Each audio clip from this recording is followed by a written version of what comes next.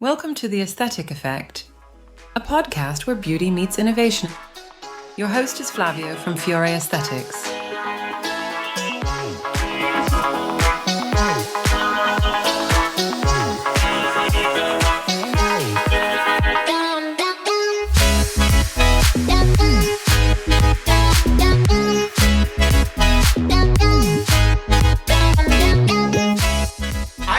How you doing? I'm so excited today for this podcast. I'm going to be talking to a gorgeous friend of mine. She's a practitioner within the industry, super well known as a trainer. And we are going to talk about anything that the aesthetic industry has to offer. But the most important bit, when we started long time ago, over 10 years ago, 14 myself, how things were different and what has changed and what we feel are the most positive and potentially a little bit of the negative as well. But we're going to focus on the positive changes of the aesthetic industry. So without further ado, let me just introduce you to this beautiful friend of mine, Heidi Dollimore from Dollimore Aesthetics. Hi, darling. How are you? Hi, I'm good. You? I'm very good. Can you believe This is exciting. We do a podcast together. I know. It's so exciting. I know. So how's things with you? All good? All well? All good. Yeah. All good. Oh. So we know each other for so long, right? So we know each other for like 14, 15, 14 years. Yeah. I remember. Seems longer, right? Oh my God. Obviously we are 14 going 5. Exactly. But I remember when we met, actually, you were the first trainer to come in to train. I think I was working one of my doctors at the time. Yeah. You came in, and that's how we met. And then we stayed friends all the way through. Forever. Exactly. I know. So how long have you been in the industry, by the way? Like quite a long time now. Nearly 16 years. Can you believe that? No, I obviously don't look old enough, right? No, obviously. 20, 25, 26, I guess, 20, 26. Exactly. It's about 16 years, yeah. 16 years, it's insane. Now, we've just been to Italy together as well. We have good fun. We have good fun together. No.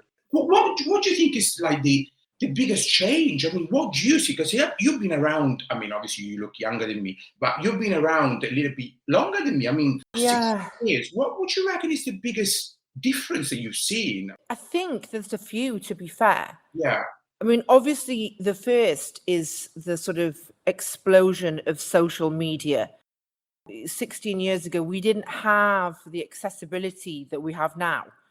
True. Instagram, all of the kind of the stuff, podcasts. Oh my God, yeah. You know what I mean? Right? Yeah.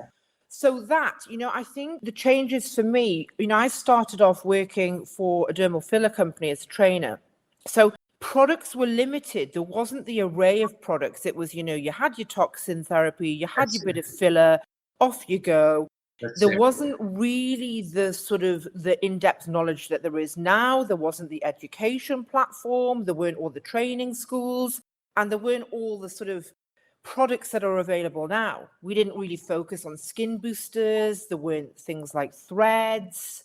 I came into the industry when collagen was kind of just going on its way out. You'll remember. And hyaluronic acid fillers started to take the place. So I think for me, the explosion of social media, just how crazy it is in a good and sometimes bad way, and just all the treatments that are available to us now. It's so true.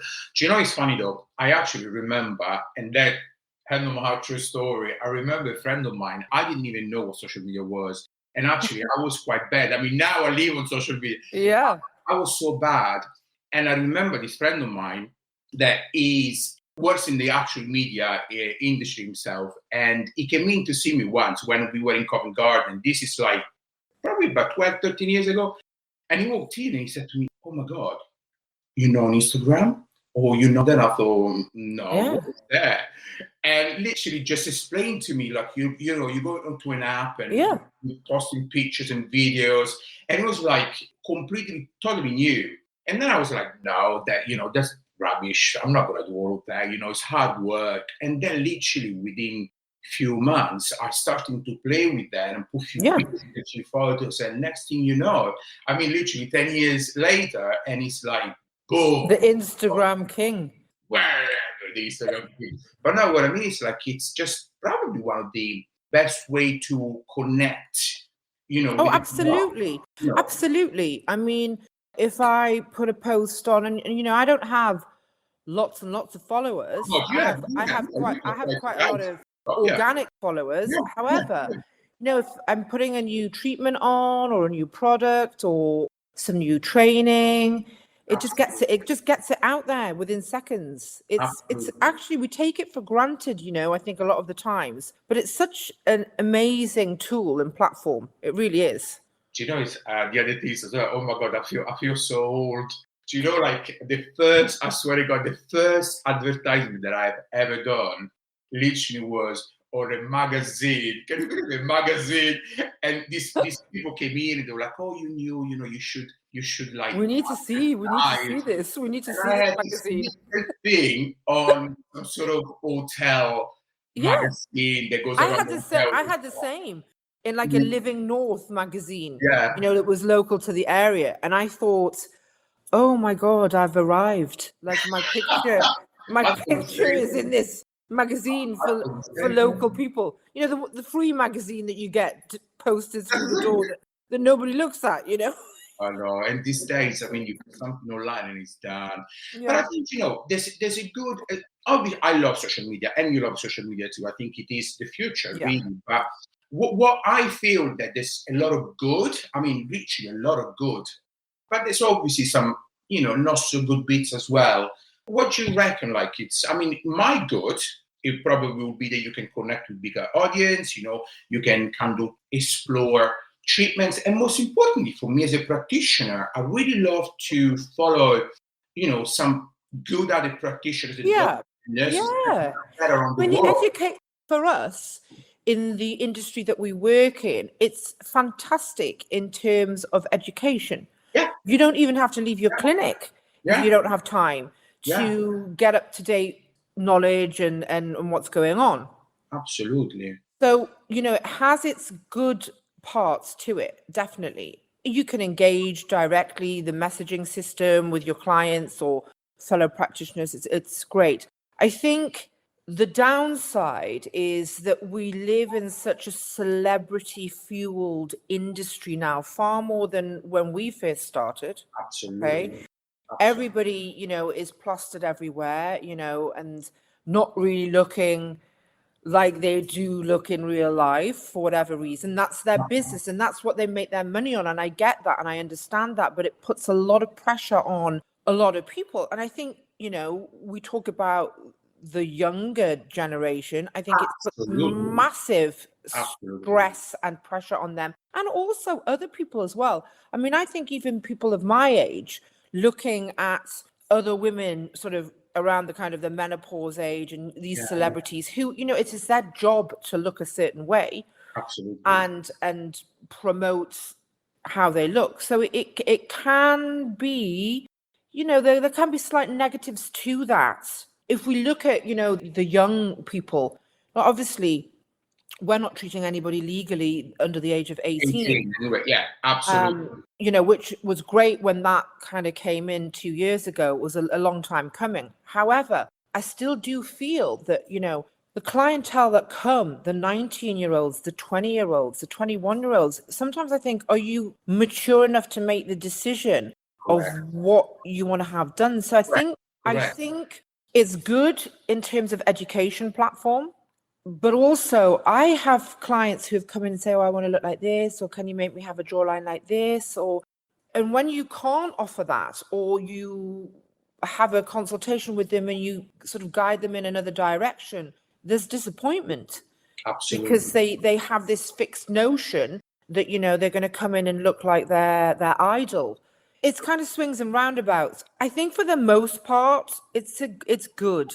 But, there are those areas. And I think it's down to good, honest practitioners who are not just, it's not just, and obviously we do this, it's our business, it's our livelihood, of course. However, it's our reputation also that carries us forward. And I think, these younger people, if they're in the hands of responsible practitioners, then great. But unfortunately, that's not always the case. I agree with you. Absolutely. You know, even within my practice, I mean, I see, obviously, you clearly just mentioned that, you know, we are legally not able Yeah. to meet people that they, you know, under 18, which is phenomenal in some cases. But we have had within the last, probably I'd say 5, or maybe even more, 5, 6, 7 years, we have had a younger and younger and younger inquiries. You know, I remember our days, I mean, like if we are from prehistoric era, where actually the age group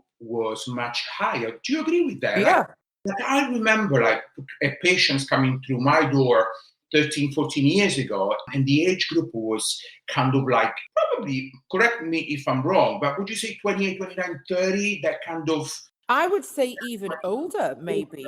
I would say even older. I mean, I probably, for my demographic, it was probably late 30s, Yeah, early probably. 40s sometimes. Yeah. And now suddenly I'm having inquiries from, and I think as well, I have a 25-year-old daughter, and obviously she has grown up around Social me media. being in this industry. Yeah. So unfortunately, or fortunately for her, the job that I do has been very commonplace. So it's sort of, oh well, Normal. It's normal. it's normal because this is the job that I do. Yeah. But listening to her and talking to her, she lives in Manchester, and her network of friends in their sort of 23, 24, 25 are having tear troughs done. They're having a little bit of toxin for frown lines. And this isn't because anything to do with me. This is just how they are now. And it's not just let's just have some beautification. It's about other things. So even though this is the job that I do for a long time, I'm quite stunned by her group of friends Yeah. are having certain treatments where I think, wow. Wow. I wasn't having that until I was in my sort of 30s. I wasn't even thinking about, I mean, No. I wasn't even thinking about that age. I mean, 19, 20 years old. I mean, at that time of our lives, I mean, I wasn't even thinking about it, but obviously I think it just because social media and we have all these images of people looking so amazing in pictures and reality show. I think as well, the reality TV has changed completely. Oh, 100%. Beautification of people because, there's the standard of getting up in the morning looking flawless and go to bed looking flawless, which we both know that that's not reality, right? The one area that I will criticize, there are a lot of sort of influencers that have become famous because of reality TV, okay? Yeah. And mentioning no names, they had their fillers and they had their toxin and they had their treatments and they looked a certain way and all the sort of the girls were aspiring to be like this. Yeah. Then a few of them started to talk about, let's dissolve everything out. Let's go for a natural look. Let's go for this kind of, you don't have to have lip augmentation or you don't have to have this to be beautiful, etc., etc. Now, I have a big issue with this because if you look at a lot of these people that are claiming to have had full dissolving, they haven't. They've had partial, but they still are supporting some form of aesthetic treatment. And I think that's unfair. If you have a view of it and you're going to do it. But don't mislead young people because just because your lips, for example, were slightly plumper, they're not so much now. They're still not natural. Does that make sense? So I feel very strongly about if we look at somebody like the Kardashians who claim that, this and that and it's wrong and blah, blah, blah. But, you've made your life and you've promoted your life doing this. People have copied you. Now you're kind of rubbishing it, So I think that annoys me, to be fair, because I think it's unfair. I think it's a really unfair kind of slant to put out there. Absolutely. And in fucking art, that is a brilliant point. Absolutely. Because, I think what we call in our industry, the beautification of people, like it goes to trends, right? Oh, for sure. But we keep forgetting, if I can add on to that, because it's a super valid point, is that as practitioners ourselves, we know the risks involved in dissolving filling. So even, on the safety point of view, I remember, and I'm not criticizing anybody, I mean, everybody, they can do whatever they want to do. But I remember, for example, was about a year ago, correct me if I'm wrong, there was this big things on social media about the butterfly lips, where people will dissolve the lips fully, completely to nothing, and then same day they would basically refill them and put some tapes on the lip. And I think when you really think about it, we both know, because we've obviously been trained, when dissolving, you can't just refill it on the same moment. It's quite No, so definitely there has been some trends that I see on social media. They actually, in my opinion, they're just not safe for patient safety. Oh, absolutely. And of course, practitioners like ourselves will advise accordingly, but there are some that don't. When I first sort of ventured into the industry, the lips were a big thing. It was called the Paris lip. Okay. It's now the Russian lip or the butterfly lip, whatever.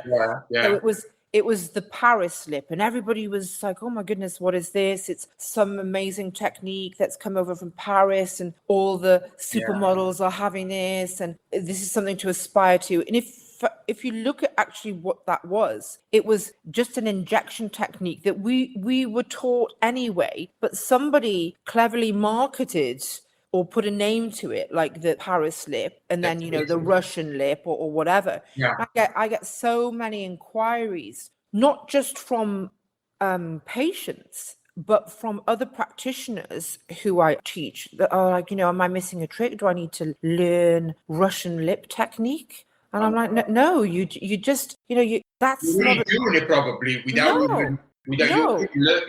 Exactly. And I kind of think, but that's not a one size fits all. Yeah. It's about your consultation and about what the lip is like. You can't just give a Russian lip to everybody. Do you know what?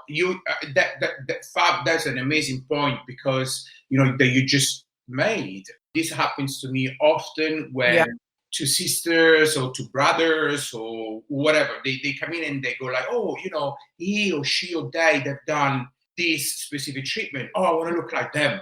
Yeah. You touch a really good point. Treatments in general, we always have to remember about, when we're starting with your own anatomy. And sometimes, you're not going to get to that point because your anatomy, to initial anatomy, just won't allow it. Yeah. Or maybe a treatment that is good for me, it might not be good for you, or what is good for you not be good for me. So I think sometimes the very good point, consultation. I mean, what do you think about doing what is the importance really of a good consultation? What do you think a consultation should be like, in a sense? Like, why so important? If we look at it, if we're looking at, say, the dermal filler aspect, for example, of a consultation, which is, slightly different to the toxin. If we're looking at creating, augmenting, changing, enhancing, whatever word it is that you want to use, I find the consultation for dermal fillers far more in depth. That does not mean that the toxin one isn't. It's just very different. Yeah. Because if you look at somebody who has forehead lines or frown lines or lines around the eyes, it's, obviously has to be done correctly with a prescriber. It's a drug, etc., etc. However, it's fairly simplistic in you have wrinkles, you don't want to have wrinkles. This is the process. Obviously, you do the consultation about their health, their background, etc. What I'm meaning is with dermal fillers, there's more of an unrealistic expectation, I think. I think they think, oh, well, if I have this, I'm going to look like her or like him. Or so the consultation for fillers, obviously going around the general stuff in terms of their age, their health, their medication status, allergy status, etc. That's set aside. There's a lot of psychology. Why are they here? What is it that's troubling them? I uncover quite a lot of sort of issues in their life, more with dermal fillers than, say, with the toxin. Always in treatments, like just whether it's they're upset about something, it might be the breakdown of a relationship, or I don't know, or they feel older in the workplace, or there's a whole host. And sometimes you have to treat and talk about that before. I mean, I have actually turned people away to go and have a think about it when they've been upset about, a marital issue or whatever. Because I think getting some sort of dermal filler in the face is not going to take away the problem that you have at home. So for me, that's important. It doesn't happen every day, but most people come in, they have an idea, they want a lip augmentation or they want their tear troughs doing, and they're a suitable candidate. That is key as well. Are you a suitable candidate? Absolutely. Are the tear troughs going to respond to this treatment, or is there going to be another treatment would aid you better? So it's a more of a conversation, because they have an idea in their head of what they want, but we are the people to kind of guide them in that way. So yes, I find that dermal filler consultation is maybe longer and far more in depth in terms of psychology, what's going on in their life, if they're suitable. I mean, obviously for toxin, you've got to be suitable, but do you know what I mean? I think it's more in depth, really. And I think, you touched on, again, very valid point, that is suitability. This is something that I experience every day in my clinic. The one thing that I've learned years ago is that, we have those practitioners, and most importantly, when I'm not going to say good practitioner, bad practitioner, but in general, all practitioners should learn to say no. Yeah. I feel that it's a very important thing to learn, because not everybody is a good candidate for a specific treatment. Absolutely not. And there are alarm bells as well, because there are those patients who have traveled around from clinic to clinic to clinic. Absolutely. And you spot the dangers. And you think, right, well, you've been to 8 practitioners. I'm quite candid now. I used to be a much nicer nurse, I think 15 years ago. I'm quite direct now. No, you're literally like, you know what? No, go out the door now. I'm far more direct in my approach. Yeah. So I will ask the question. I will say, well, why are you here? What's brought you here? You've been to this one, this one, this one, this one. Why weren't you satisfied? So that will trigger a response in me. And I think, oh, okay.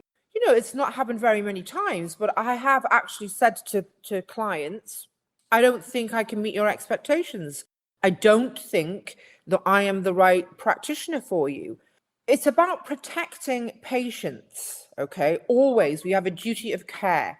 But we also have to protect ourselves also. 100%. And I think the industry focuses on protecting the patient. Of course, that is 100% fundamental to any treatment.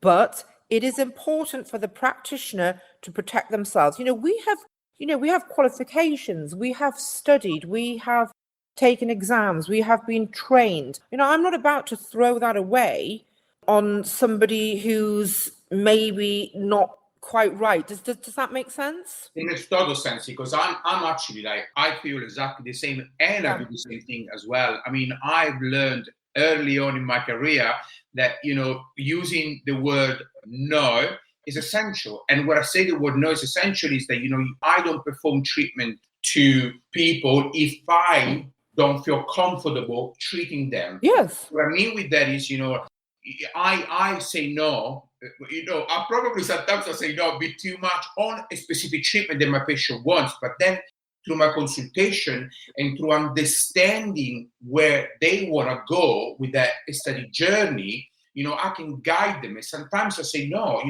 People these days, Heidi, you probably see this every day yourself, they would just call and say, can I book in for tear trough? They come in and then they don't need tear trough. No. And, you're going to have to explain to them why, but they will insist. Her cousin hadn't done it. They look amazing. Yeah.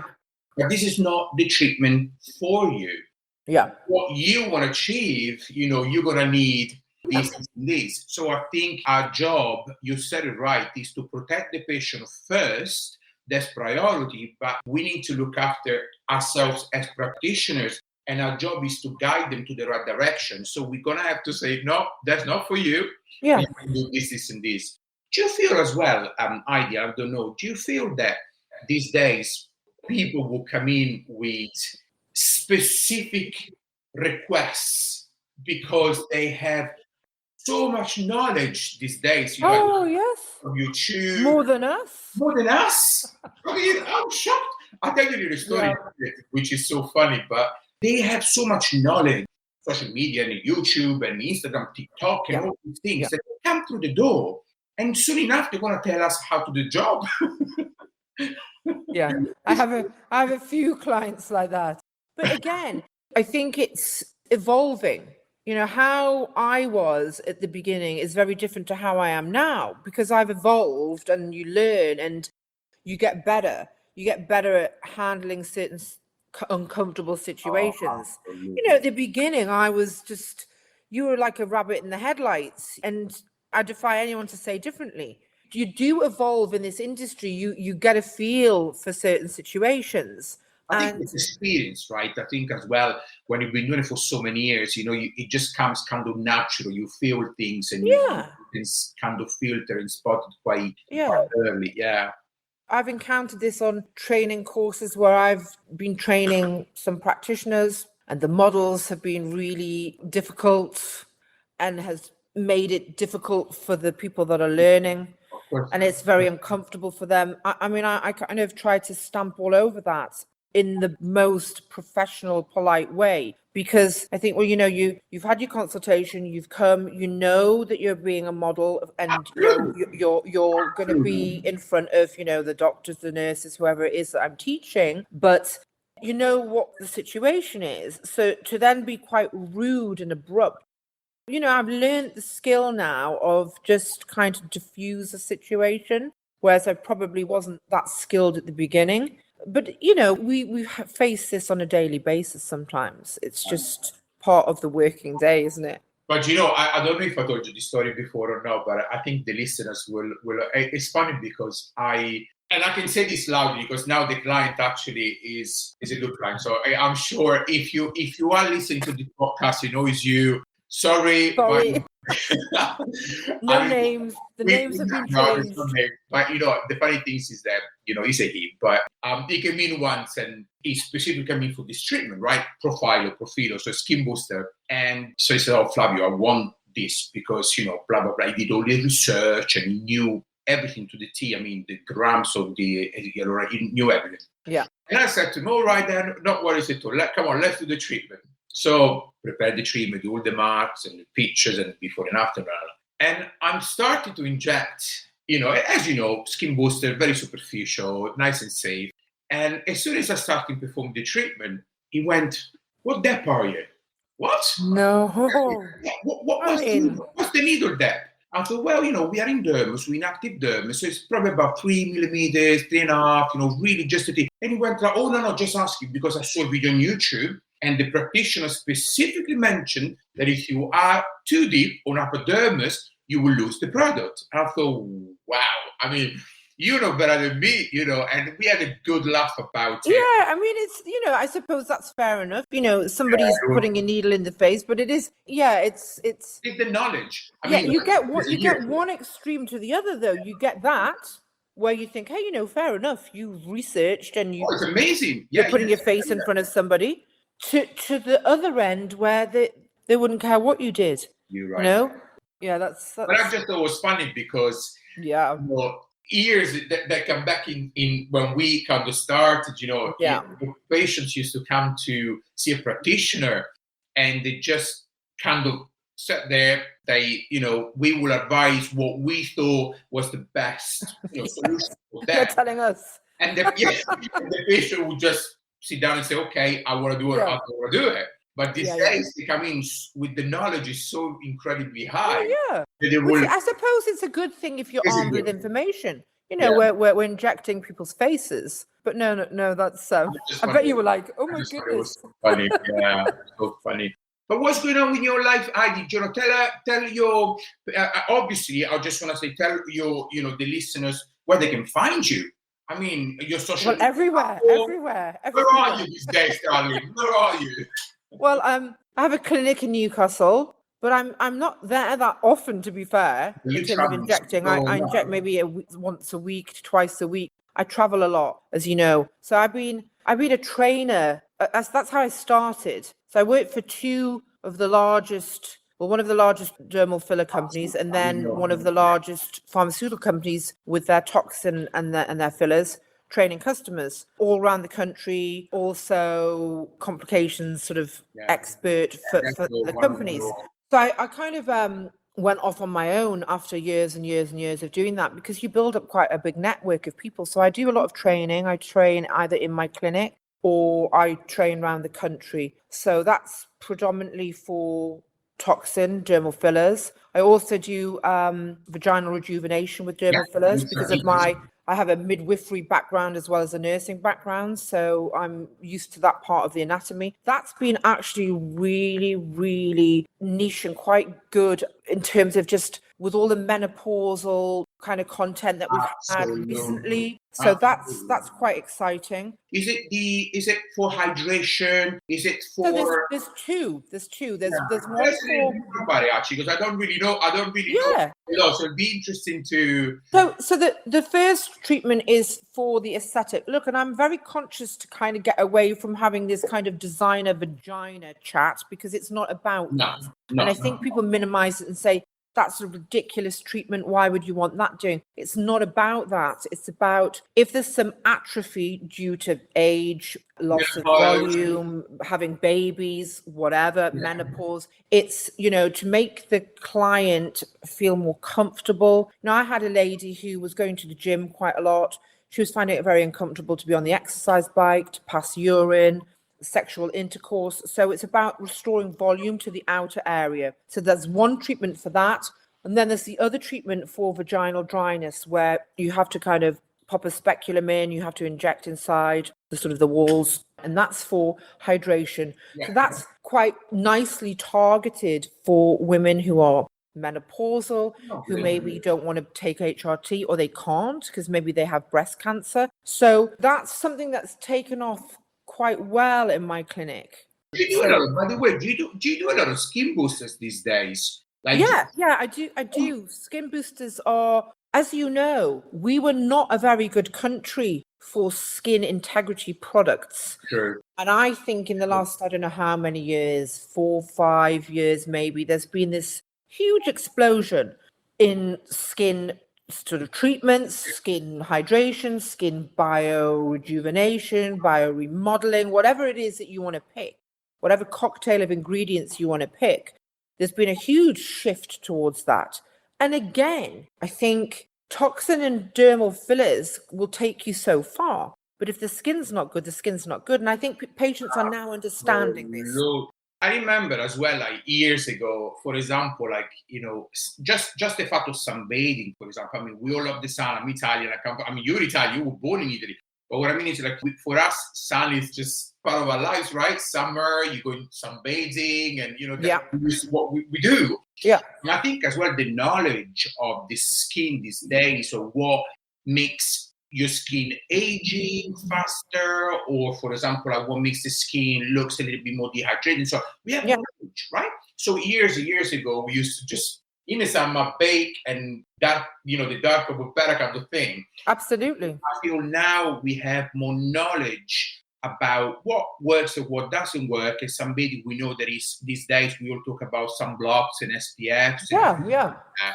So there's not just the skin boosters. I mean, recently, I'm working for Cure Medical, who distribute the AgeJet and EndyMed products for laser, microneedling, RF. It's the two amazing platforms. The AgeJet is a nitrogen plasma, but even now, looking at sort of damage that I've done to my own skin, like you say, from sunbathing, and you think you're invincible. At my daughter's age, my son's age, I thought, oh, I'm looking great with a tan and all the rest of it.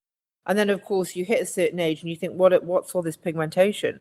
What's all this dryness? What are all these kind of crepey necks and lines? And you're thinking, oh, my goodness. So we're very lucky that we have all these treatments that can take us back or remove certain layers and pigmentation, etc., etc.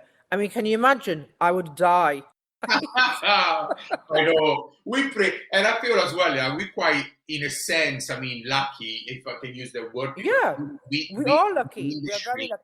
We living in the industry, being in the industry, we get access to quite a lot of things, and so we can make sure that the knowledge that we have this day as well. The knowledge is more. But I know. Can I just say it's been amazing? Yeah, I know. And most importantly, I mean, being my kind of like my first guest kind of thing has been amazing. But we're gonna do this. We're gonna do this more often. Yeah. Because I think me and you, with both the knowledge that we've got and all the years that we have together, and I think it's quite nice to offer. Yeah, and I think it's quite nice that you find new stuff, I find new stuff, you can bring it to other people. I think this is part of the industry and part of social media that is excellent. Absolutely. Because I listen to certain podcasts, it might be on in the background or whatever. I think, oh my goodness, this is good, or I've not heard of that, or so. No, it's good. And I think it's important as well to this is part of educating people in a very nice kind of way, relaxed way. Yeah. And I think as well, the industry and our industry, I think is just not because it's our industry. I mean, obviously, there's probably people out there that they think that we are mad, but I just feel it's such a wonderful industry because, yes, I see there's a lot of website and things on social media that talk always about the negative, but actually we know very well as practitioners that, a lot of things that we do, they just bring so much positivity in people's lives. I mean, I remember before, this lovely client of mine, actually, it's only happened a few weeks ago, where she was always so conscious about the eye area. She had quite severe, if she doesn't mind me saying this, if she listened to this, severe, tear trough. So the tear trough, by the way, for you guys out there, is just that area on the eye. So it's actually under the eyes when you got that trough, that concavation there. And she was so conscious about them. And she's tried so many other different treatments and nothing worked. And then she had some sort of, do you remember the treatment? What's the name? Is it fibro, that burning treatment? The plasma. Yeah, that's the one, the fibroblast. And actually didn't work at all for her. I'm sure it works for other patients. And then she was following me on Instagram for a long time. And then she came in to see me. And in stages, we actually did, because I didn't want to inject too much for, water and fluids and so on. And in stages, we built, the tear trough beautifully. And I remember when we did the second session, because the first session was okay, it was great. It wasn't like, extreme. The second time we placed another pure fill underneath, and oh my God, she started to cry. And she was crying and crying. Was it a good cry? And I thought, oh my God. And I thought, am I that bad? I mean, I thought, is this that bad? And then she told the mirror again. She looked at herself. She said to me, oh my God, Flavio, thank you so much. You don't understand what this means to me. And 2 days later, she would carry on sending me pictures, and she said, finally, I can take selfies. Finally, I can take pictures with my boyfriend. So I just want to highlight the fact that, I know there's a lot of bad press out there, and there's a lot of podcasts and a lot of websites that they just want to highlight always the bad, which is there, by the way. It does exist. But I think there's a lot of positive. Don't you think so, Heidi? Oh, yes. Positive. I mean, it's the best feeling. It is the best feeling when you sort of do a treatment on somebody and they are emotional in a good way and are very thankful. I have a client who I've shown you the pictures, I've talked to you about him. He had like a liver disease. He drank for most of his life. He was alcoholic. He had to stop drinking. He had a 50% chance of survival. Wow. Lost a lot of weight, had ascites, had to have his stomach drained. It was a dreadful situation. And he came to me probably, December last year. And we've done multiple treatments over this last year of dermal fillers, some toxin, some skin boosters. I mean, he is incredible. The results are, if I do say so myself, right? Well, I know you're brilliant at what you do. So the results were just, but for me, it has given him so much confidence. He's on dating sites. He's having a great time. He's like, he's met this woman. And he's like, I feel so confident around her. I feel quite attractive. You've changed my life. I get text messages like, you've changed my life. And I think to myself, oh my God, it's a bit of like imposter syndrome, because you think, well, this is the job that I do, and hopefully I do it well. And some days are better than other days, like everything. Jobs. But when you stop and you actually read that sort of text message, you just think, oh my goodness, like I have made like a massive difference to this guy's whole being. So yeah, I love days like that. I know. I love that through my knowledge and skill, I can make somebody feel better, fresher, more youthful, more confident at times. Confidence, whatever it is, whatever they are there for. Now, we can't dictate what they're there for. They might feel more beautiful. And I don't think there's anything bad in saying, oh, well, I feel more beautiful, or I feel more handsome. Absolutely. And this industry, it's all about, it's a medical treatment. Of course, it's a medical treatment with all the sort of the structure and the framework behind that. But these people are coming to us because they want to feel or look better for whatever reason that is. And a lot of people stand back from that. I have no issue with somebody saying to me, you made me feel more youthful. You made me look less tired. I feel more attractive in front of my wife. Absolutely. I feel more confident in the workplace. Great. Job done. Job done. Another little story like this actually happened last week, funny enough, last week or a couple of weeks ago. Client of ours as well. It actually was client to Marina, which obviously is practitioner works within my clinic, and she always wanted. She naturally has like a smaller type of lips as anatomy. And anyway, she always wanted to have a little bit of fill up, but she was always quite scared. And so at own time, where she was ready, and then a couple of weeks ago she booked. And she said, Flavio, I'm ready. I think I can do it. I said, okay, no, I will do it. But it was so sweet. And so she came in. We literally just put a tiny little bit on the top lip, literally 0.5, 0. Something like that, like nothing major. And literally the next day, she emailed and she said, oh my God, my husband loves them. And I thought, like, job done. Exactly. She was so sweet. She said, my husband loves them, because the husband was really worried about, things going wrong and so on. And then actually she married and she thought, like, my husband loves them. I thought, that's so sweet, Yeah, it's sweet. You can make small little changes and make much better, But listen, thank you so much for today. Thank you for having me. Great time. And I love you, and I always love talking to you anyway. And have a fabulous day. So we already told everybody out there where to find you. Mm-hmm. So obviously, Heidi Dollimore, Instagram is Heidi Dollimore 2. Aesthetics 2, yeah. Heidi Dollimore 2, yeah. Yeah, because number 1 is a personal, and number 2, it's work. That's it. We got it. I love you, girl. Love you too. Have a good day. Bye. See you later. Bye. So thank you so much, everyone. And, the next episode is going to be just as good or even better. So thank you so much, guys, for following us. And I look forward to seeing you all soon. Bye. Flavio.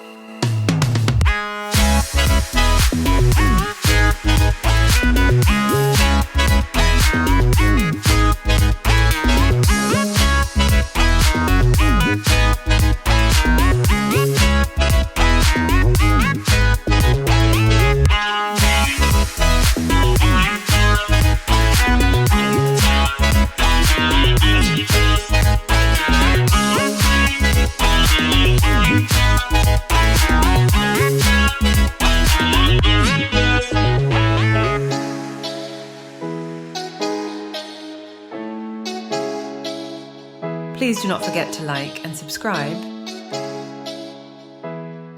And stay tuned with us for the next episode.